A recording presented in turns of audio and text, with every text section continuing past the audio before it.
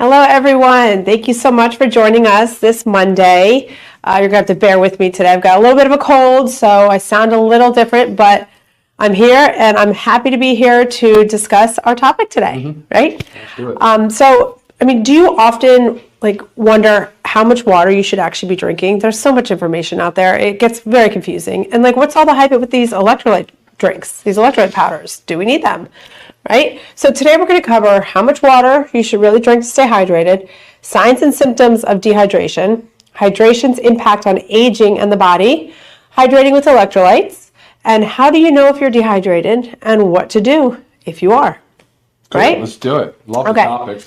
And if you have any questions or comments, make sure you write them in, because at the end we will go over all questions. So as we're talking, just type them in, all right? And if this is your first time joining us today, thank you so much for joining. Welcome. And if you're a repeat, as always, welcome. Love having you guys here.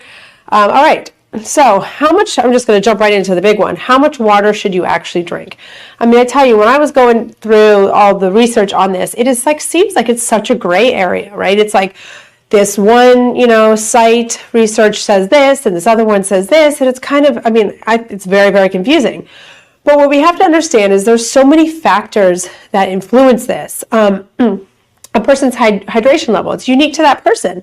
It's based on age, activity level, diet, climate, and medications that you're taking. Sure. There's so many factors so many factors. So it's not a black and white. It's not just to be able to say, okay, you need to drink this much water every day, because you have to understand if you're one of those, say on many medications, those are going to further dehydrate you, so you have to work a little harder. So a lot goes into it. What is your rule of thumb, Ryan? With hydration, personally. Let's start with personally, okay. And then what's your recommendation to everyone else?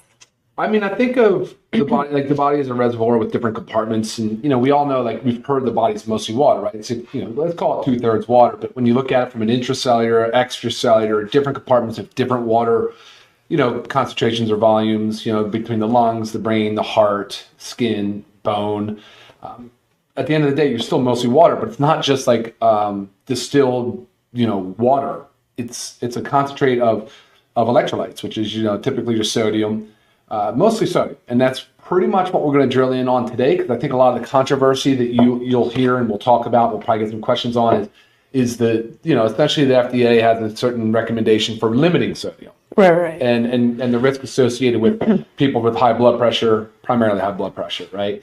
And you'll hear that I find that guidance is extremely flawed. And I think mainstream, is starting to adjust to it, even though there's still kind of that relentless push by the FDA. So I get the fact why there's a lot of confusion on this topic and a lot of misinformation. Hydration is important, but not just plain water by itself. Again, sodium is the primary determinant of hydration of the cell.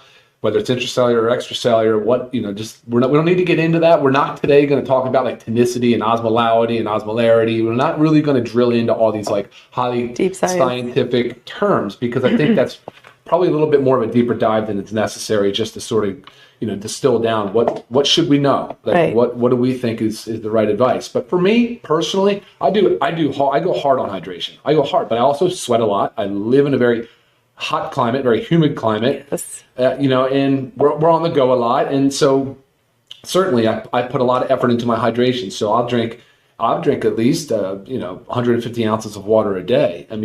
In some of the guidance that I've heard is a good guideline is half your body weight in pounds, you should drink in ounces. So if you're 150 pounds in body weight, you should drink 75 ounces of water a day. That's not exact science by any stretch of the imagination. It's just giving somebody something. It's a great rule of thumb. It's a great rule of thumb. It's just guidance. It gives you some rule of thumb. And then there's some other stuff, Lisa. I know I'm jumping the gun probably a ton, because in my mind we were going to save questions. Right. Should I pause and let you go? Well, yeah. So basically, we have the structure. Yeah. So half your body weight in ounces of water. It's a great rule of thumb. And can you show them your water ball that you have right there? Sure. I don't have mine with me today. Okay. So this is 64 ounces. Right. So I know Ryan, we both actually drink probably 2 of these plus, a day. Right. But again, we are also, like Ryan said, in that situation where we sweat a lot and it's very hot out. So right now, just walking outside, you start to perspire. So it's beyond the exercise and the sauna use that we do on a regular basis. You just have it just going outside. So again, if you're a situation, taking medications, living in a hot climate, exercising, older age, your hydration requirements are different. But again, a great rule of thumb is half your body weight in ounces. So half your body weight in pounds in ounces of fluid. And that fluid can come from other sources. Like say, just example, with LiveGood, we have our Super Red. Say you mix your Super Red with 8 ounces of water. There you go. You've got another 8 ounces there. So some other factors can take into play as long as it's not something that is further dehydrating you. Okay, we'll circle back around to a lot of what you were also talking about. So now that we know how much we should be drinking, let's say signs and symptoms of dehydration.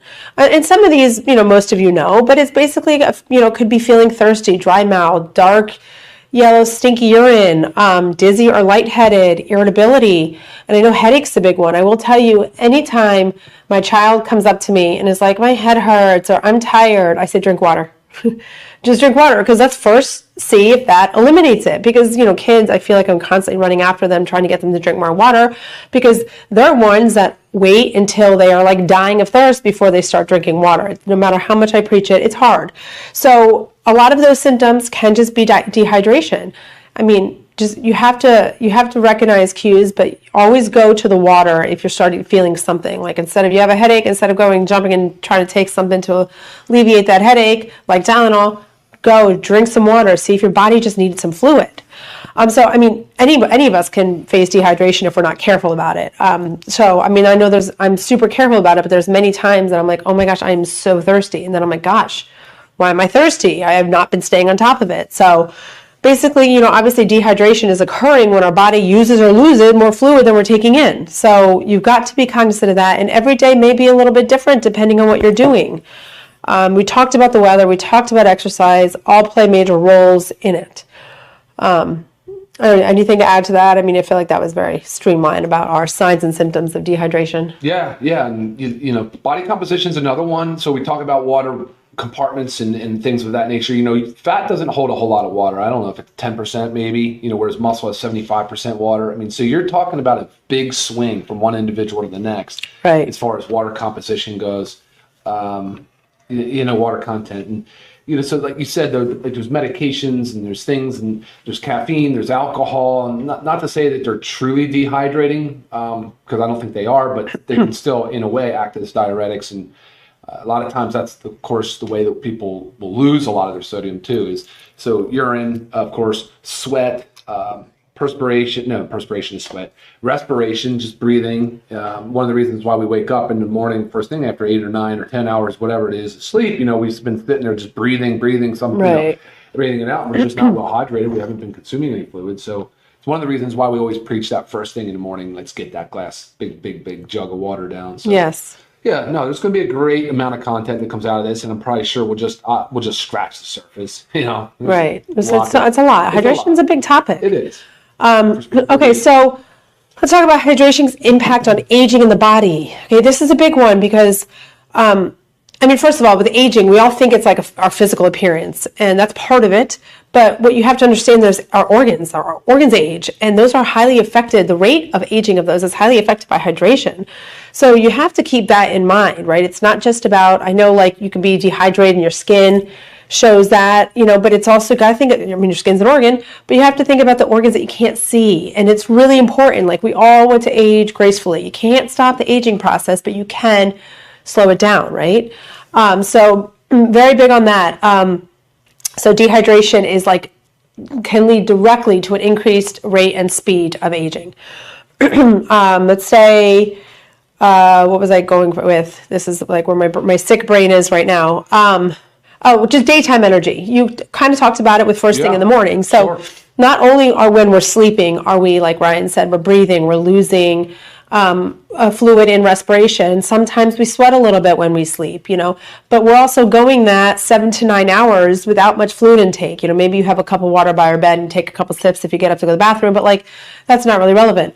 We're not hydrating. So when we wake up, we are waking up basically in a dehydrated state. So you want to start with that fluid intake, but that also can help you with daytime energy, right? So again, dehydration, you could start to feel like a lack of energy. So you want to start that day off right. So really getting in for that daytime energy. Well, I was going to say some other ways that you might feel like if you're not properly hydrated. And, again, maybe there's a difference between dehydration and volume depletion. So, again, trying to excuse us for not being hyper technical in the terms, but kind of referring to the same thing. If you just don't have the right balance of fluids, you can have low energy for sure, right? You can have headaches that you talked about. You can have cramps. You can have, moodiness and irritability and different signs and symptoms of that, like that. But you also recognize that the body maintains a very strict range of sodium, potassium, magnesium. These are kind of your three main electrolytes we're talking about. And when it gets low or doesn't have enough supply, it pulls from other compartments of the body. So it will pull it out of your muscle. It will definitely pull it out of your bone. So people that are just sort of, chronically imbalanced or dehydrated, they potentially have a more higher risk for osteoporosis. Yeah. And there's some other disease states, where it's mitochondrial function and cellular health. And so metabolic health then becomes a big factor as well. Now, I hate this because I keep going in my mind. I just want to go back to the problems of society with the way that processed foods are so front and center and the things that we rely on. Most times you would expect to get 20% of your hydration from food. You could get a good chunk of water out of foods, but not in the standard American diet, not in the food processing the way we do it today. As a matter of fact, you can't go get a bag of chips from the grocery store and get some fluid from that. But this gets where the confusing part is. But you get a lot of sodium. Right? Yeah. In your processed foods, you're getting an ultra amount of processed food, so there's sodium in there, and these things. But that's the problem is those folks are also probably sedentary. They're rather unhealthy. They're metabolically unhealthy. And it's not like those are the types of people really right now that are paying much attention to their sugar, right? Yeah. Which is to me is the villain. Bigger concern. That's what we really need to kind of be focusing on, and that's when I get into talking about the why we should avoid sodium with blood pressure issues and things of that nature. That's what we'll talk about here in a moment. But anyway, sorry, I digress. Right. It's hard. It is hard, yeah, because you just kind of want to go through and rip the reasons why society is wrong on the way we treat food and regulations and all that. So sure. And there's a big factor in hydration and performance. And a lot of times they think about that just for athletes that are concerned with hydrating and performing well. But we all have to perform every day. Maybe it's not an athletic event, but we're here working, we're doing something, we have to perform, our brain needs the fluid, so it's crazy that we only think of it like that. Well, and just simple things, last night I was out breaking down recycling boxes, and again, it's so hot where we are right now. I was out there just doing that. I'm not